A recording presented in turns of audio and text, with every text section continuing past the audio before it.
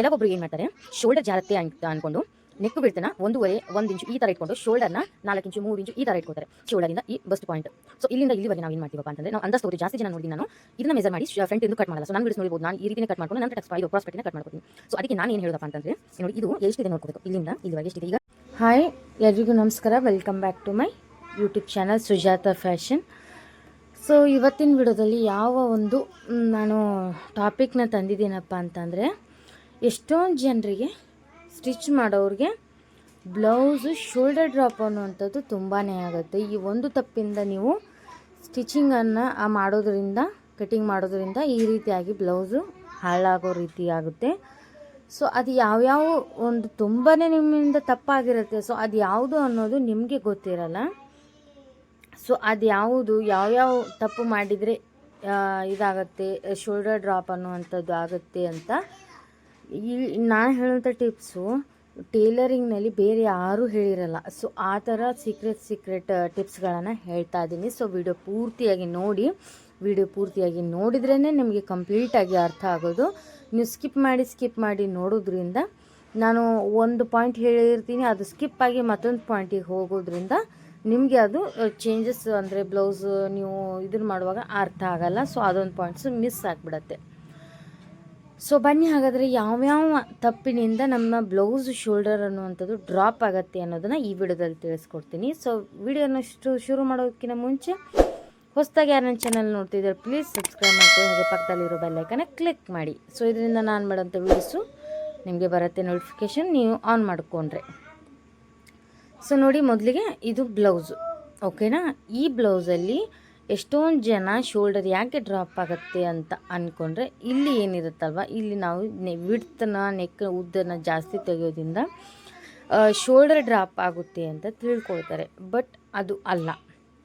2% 1% ಇರ್ಬೋದು, ಬಟ್ ಅದು ಜಾಸ್ತಿ ಅಲ್ಲ. ಯಾಕಂತಂದರೆ, ಯಾಕೆ ಶೋಲ್ಡರ್ ಜಾರತ್ತೆ ಅಂತ ಹೇಳಿದರೆ, ಇಲ್ಲಿ ನೋಡಿ, ಕೆಲವೊಬ್ರು ಏನು ಮಾಡ್ತಾರೆ, ಈ ರೌಂಡನ್ನು ಏನು ತೆಗ್ದಿದ್ದೀನಲ್ವ ನಾನು, ಈ ರೌಂಡ್ ಶೇಪನ್ನು ಈ ಥರ ಮಾಡೋದಿಲ್ಲ. ಕೆಲವೊಬ್ರು ಏನು ಮಾಡ್ತಾರೆ, ಈ ಥರ ಇಲ್ಲಿಗೆ ಒಯ್ತಾರೆ. ಸೊ ಈ ಥರ ವಿ ಶೇಪಲ್ಲಿ ತೆಗಿತಾರೆ.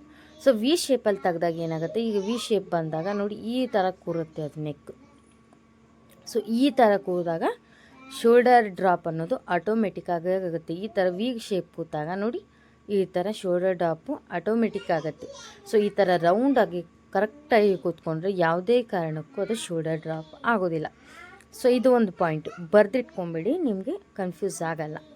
ಸೊ ಇದು ಒಂದನೇ ಪಾಯಿಂಟು, ಓಕೆನಾ.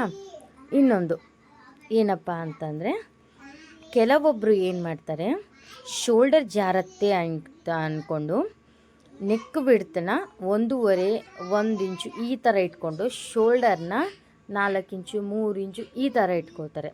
ಸೊ ಅದು ಕೂಡ ನೀವು ಮಾಡೋದು ತುಂಬಾ ದೊಡ್ಡ ತಪ್ಪು. ನೆಕ್ ಬಿಡ್ತಿನ ನೀವು 3 ಇಂಚ್ ಇಟ್ಕೊಂಡು ಶೋಲ್ಡರ್ನ ನೀವು 4 ಇಂಚ್ ಇಟ್ಕೊಳ್ಳಿ, 3 ಇಂಚ್ ಇಟ್ಕೊಳ್ಳಿ, ನಡೆಯತ್ತೆ. ಬಟ್ ನೆಕ್ ಬಿಡ್ತನ ನೀವು ಕಡಿಮೆ ಮಾಡೋದ್ರಿಂದ ಏನಾಗತ್ತೆ, ಈ ಥರ ಬ್ಲೌಸ್ ಕೂಡಿದಾಗ ಬ್ಲೌಸು ಹಿಂಗಾಗ್ಬಿಡತ್ತೆ. ಈ ಥರ ಹತ್ತಿ ಕೂಡಿದಾಗ ಬ್ಲೌಸೂ ಈ ಥರ ಆಗಿಬಿಡುತ್ತೆ. ನಾವು ಬ್ಲೌಸ್ ಎಷ್ಟು ಈ ರೀತಿ ತರ್ತೀವಿ ಈ ರೀತಿ ಆಗೋಗುತ್ತೆ. ಸೊ ಸ್ಟ್ರೈಟಾಗಿ ನಾವು ಈ ರೀತಿ ಸ್ಟಿಚ್ ಮಾಡೋದ್ರಿಂದ, ಕಟ್ ಮಾಡೋದ್ರಿಂದ ಯಾವುದೇ ಕಾರಣಕ್ಕೂ ಶೋಲ್ಡರ್ ಡ್ರಾಪ್ ಆಗೋದಿಲ್ಲ. ಸೊ ಇದು ಎರಡನೇ ಪಾಯಿಂಟು. ಇನ್ನೊಂದು ಪಾಯಿಂಟು ಏನಪ್ಪ ಅಂತಂದರೆ, ಇಲ್ಲಿ ನೋಡ್ತೀವಿ, ಇಲ್ಲಿಂದ ಇಲ್ಲಿ ನಾನು ತೋರಿಸ್ತೀನಿ, ಈ ಶೋಲ್ಡರಿಂದ ಈ ಬಸ್ಟ್ ಪಾಯಿಂಟ್. ಸೊ ಇಲ್ಲಿಂದ ಇಲ್ಲಿವರೆಗೆ ನಾವು ಏನು ಮಾಡ್ತೀವಪ್ಪ ಅಂತಂದರೆ, ನಾವು ಅಂದಾಜು ತೊಗೋತೀವಿ. ಜಾಸ್ತಿ ಜನ ನೋಡಿದ್ದೀನಿ ನಾನು, ಇದನ್ನು ಮೆಜರ್ ಮಾಡಿ ಫ್ರಂಟಿಂದು ಕಟ್ ಮಾಡಲ್ಲ. ಸೊ ನನ್ನ ವಿಡಿಯೋಸ್ ನೋಡಿರ್ಬೋದು, ನಾನು ಈ ರೀತಿಯೇ ಕಟ್ ಮಾಡಿಕೊಂಡು ನಂತರ ಇದು ಕ್ರಾಸ್ ಪಟ್ಟಿನ ಕಟ್ ಮಾಡ್ಕೋತೀನಿ. ಸೊ ಅದಕ್ಕೆ ನಾನು ಏನು ಹೇಳೋದಪ್ಪ ಅಂತಂದರೆ, ನೋಡಿ ಇದು ಎಷ್ಟಿದೆ ನೋಡ್ಕೋಬೇಕು. ಇಲ್ಲಿಂದ ಇಲ್ಲಿವರೆಗೆ ಎಷ್ಟಿದೆ, ಈಗ 10.5 ಇದೆ ಅಲ್ವಾ. ಸೊ ಇದನ್ನು ನೋಡಿಕೊಂಡು ನಾವು ಫ್ರಂಟ್ ಪಾರ್ಟನ್ನು ನಾವು ಕಟ್ ಮಾಡ್ಕೋಬೇಕು. ಡೈರೆಕ್ಟಾಗಿ ಕಟ್ ಮಾಡೋದ್ರಿಂದ ಅದು ಆ ಥರನೂ ಆಗುತ್ತಿರುತ್ತೆ. ಸೊ ಇನ್ನೊಂದು, ಇಲ್ಲಿ ನೋಡಿ, ಇದು ಕ್ರಾಸ್ ಪಟ್ಟಿ ಈ ರೀತಿಯಾಗಿ ಬಂದಿದೆ. ಕೆಲವೊಬ್ಬರು ಏನು ಮಾಡ್ತಾರೆ, ಇದನ್ನು ಈ ಥರ ತೊಗೊಂಡು ಇಲ್ಲಿಗೆ ಸೇರಿಸ್ತಾರೆ, ಒಮ್ಮೆನೇ ಫುಲ್ಲು ಇಷ್ಟು ದೊಡ್ಡದು ಮಾಡ್ತಾರೆ ಕ್ರಾಸ್ ಪಟ್ಟಿ. ಸೊ ಅದು ಕೂಡ ಮಾಡೋದ್ರಿಂದ ಏನಾಗುತ್ತೆ, ಇದು ಶೋಲ್ಡರು ಜಾರತ್ತೆ. ಸೊ ಯಾಕಪ್ಪ ಅಂತಂದರೆ, ಈ ಥರ ಹೋದಾಗ ಇಲ್ಲಿ ಕ್ರಾಸ್ ಈ ಥರ ಹೋದಾಗ ಈ ಶೇಪ್ ಕೂರತ್ತಾ. ಸೊ ಈ ಶೇಪ್ ಕೂರಿದಾಗ ಬ್ಲೌಸ್ ಈ ರೀತಿ ಆಗುತ್ತೆ. ಸೊ ಇದೊಂದು ಯಾಕಂದರೆ ಈ ಥರ ಶೇಪು ಈ ಥರ ಕ್ರಾಸ್ ಪಟ್ಟಿ ಬಂದಾಗ ಈ ಥರ ಇದು ಶೋಲ್ಡರು ಜಾರುತ್ತೆ.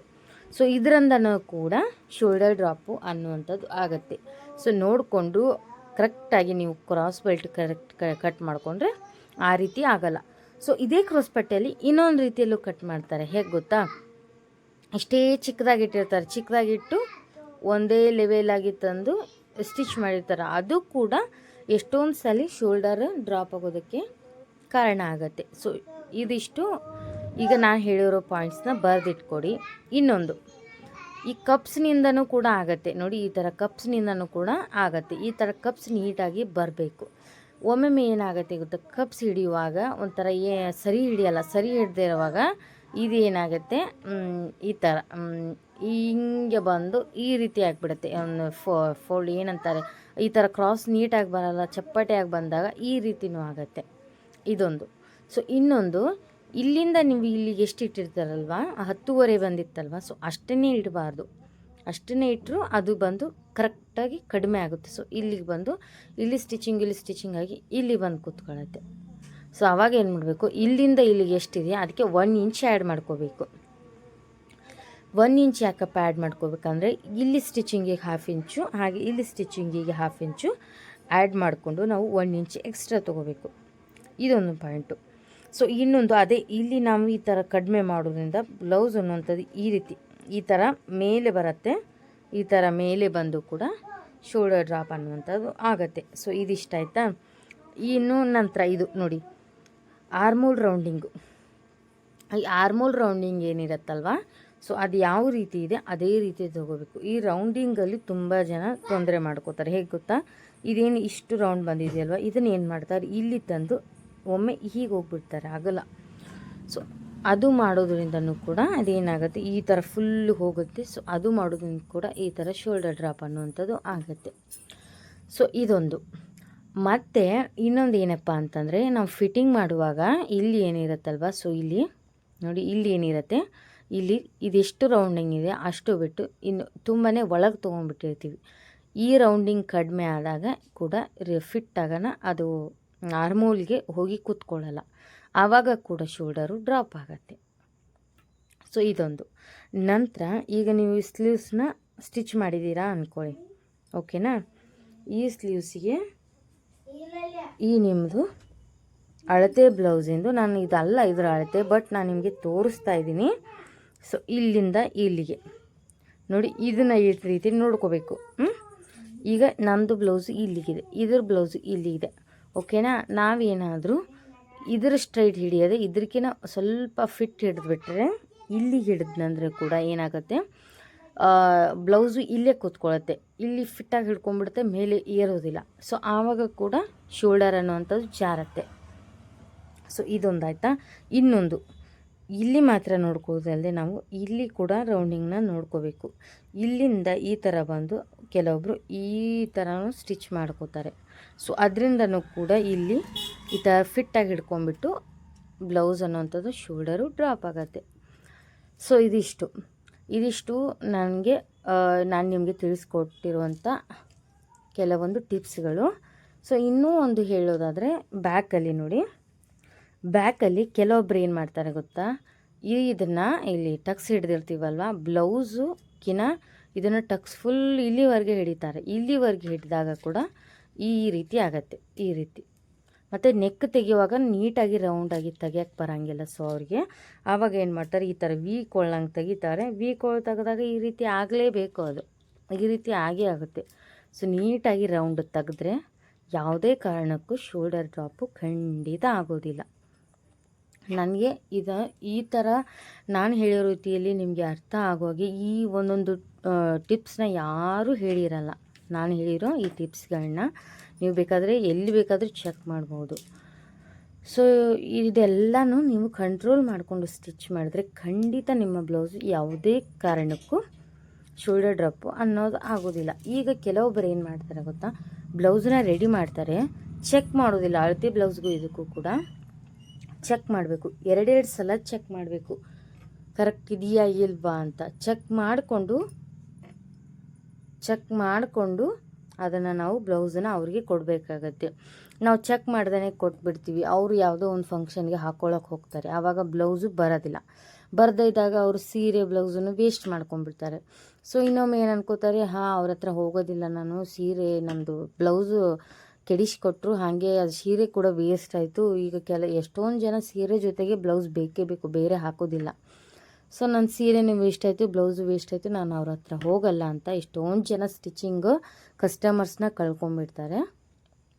ಸೊ ಅದಕ್ಕಾಗಿ ಹೇಳ್ತಿದ್ದೀನಿ, ನೀವು ರೆಡಿ ಮಾಡಿರುವಂಥ ಬ್ಲೌಸ್ನ ಎರಡೆರಡು ಸಲ ಚೆಕ್ ಮಾಡಿ ಕಸ್ಟಮರ್ಗೆ ಕೊಡಿ. ಸೊ ಈ ವಿಡಿಯೋ ಇಷ್ಟ ಆಗಿದೆ ಅನ್ಕೋತೀನಿ. ಇಷ್ಟ ಆದರೆ ಪ್ಲೀಸ್ ಒಂದು ಲೈಕ್ ಕೊಡಿ. ಹಾಗೆ ಇದರಲ್ಲಿ ನಿಮಗೆ ಇನ್ನೂ ಏನಾದರೂ ಡೌಟ್ ಇದ್ದರೆ ಕಮೆಂಟ್ ಬಾಕ್ಸಲ್ಲಿ ಕಮೆಂಟ್ ಮಾಡಿ, ಖಂಡಿತ ನಾನು ನಿಮಗೆ ತಿಳಿಸ್ಕೊಡ್ತೀನಿ. ಸೊ ವಿಡಿಯೋ ಇಷ್ಟ ಆಗಿದೆ ಅನ್ಕೋತೀನಿ. ಹೊಸದಾಗಿ ನೋಡ್ತಾರೆ ನನ್ನ ಚಾನಲ್ನ ಸಬ್ಸ್ಕ್ರೈಬ್ ಮಾಡ್ಕೊಳ್ಳಿ. ಓಕೆ, ಬಾಯ್.